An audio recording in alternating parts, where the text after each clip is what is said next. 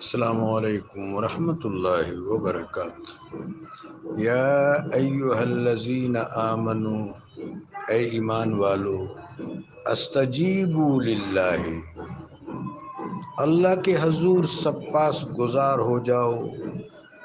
اللہ کے حکم کو قبول کرو دل و جان سے، وللرسول، اور حبیب پاک علیہ الصلاۃ والسلام کے حضور سب پاس گزار ہو جاؤ، حبیب پاک صلی اللہ علیہ وسلم کا حکم بجا لاؤ دل و جان سے۔ اذا دعاکم، جب اللہ اور اللہ کا حبیب تم کو پکاریں تو لبیک کہو، لما یحییکم، چونکہ وہ اور اس کا حبیب تمہاری اصلاح کرتے ہیں، تمہیں زندگی کے آداب سکھاتے ہیں، زیست کی غایت سے روشناس کرتے ہیں۔ وَاعْلَمُوا، اور خبردار رہو، جان لو، ان اللہ، بے شک یہ کہ اللہ جل شانہ، یحول بین المرء وقلبی، بندے اور بندے کے دل کے درمیان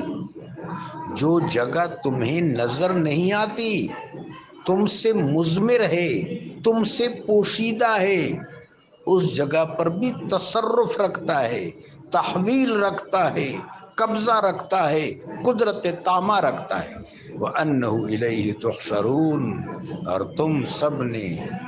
محشور ہونا ہے اللہ کے حضور اور بارگاہ شفاعت کے حضور۔ آیت مبارکہ بہت پیاری، بہت معنی خیز، بہت برہان انگیز ہے کہ کسی کے پاس یہ آپشن نہیں ہے کہ اللہ اور اللہ کے حبیب سے سرتابی کر لے۔ اگر اللہ تبارک و تعالی جل شانہ اور اللہ کے حبیب سے سرتابی کی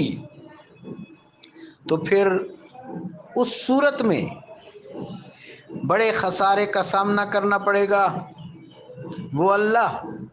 کہ جو چیز ہم سے غیابت میں ہے، وجود کے اندر بندے اور دل کے درمیان بظاہر تو کوئی جگہ نہیں ہے، بظاہر تو کوئی جگہ نہیں ہے، کوئی اس جگہ کا مشاہدہ نہیں کر سکتا، بندے کے دل کے درمیان جگہ۔ کریم رب جل شانہ فرماتے ہیں کہ جگہ ہے، تمہارا خیال اور تصور دل سے اٹھتا ہے، بندہ ارادہ کرتا ہے دل سے، پھر وہ ارادہ نفوذ کرتا ہے جسم میں، پھر وہ ارادہ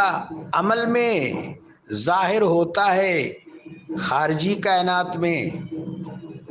تو حالت یہاں یہ ہے کہ دل اور بندے کے درمیان بھی کوئی جگہ ہے جہاں اللہ متصرف ہے، قابض ہے، وہ خالق حقیقی، اور حبیب پاک علیہ الصلاۃ والسلام کے نظر کرم کے مرہون منت ہے یہ سب کچھ۔ اگر حبیب پاک علیہ الصلاۃ والتحیۃ والسلام کی نظر کرم سے محروم ہو گئے تو اللہ کے التفات سے بھی محروم ہو گئے۔ رب جلیل نہ تو ہمیں اپنے التفات سے محروم کرے،